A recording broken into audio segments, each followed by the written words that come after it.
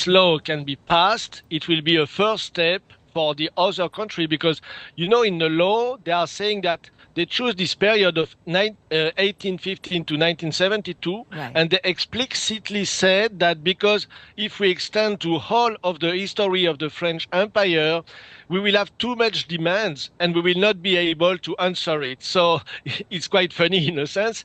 So they say we have to constrain, to one period for the moment, but maybe after it will be open. But let me say one point about still Africa. You know that 90% of all the historical objects of Africa are in the European Museum. And there was a report command by Emmanuel Macron in 2018, and they give the numbers. And for example, I have the number is in the British Museum, you have 70,000. In Vienna, 40,000. In Belgium, 180,000 Wow. piece of art, African art.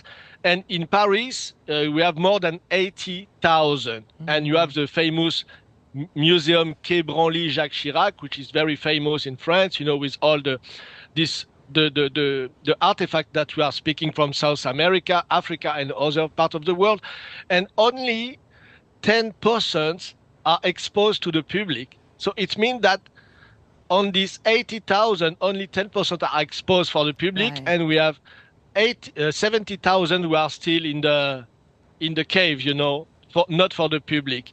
And there is something else which is very important to know in the law. They say that when a country will ask to have back one of their historical artifacts, we will have a commission saying if the country are ready to receive it, if they have the what they call the museum infrastructure, and as we know, all the African countries have not the level of expertise and so on, or infrastructure, museal infrastructure, to have it back. So, but a joke we can make is that when the French Empire looted them, they were not in museum. They were in the population. They were in the life of the people. So, but now we are saying that if they don't have the museum infrastructure, we will not give them back. So it's also something that we have to change in the law.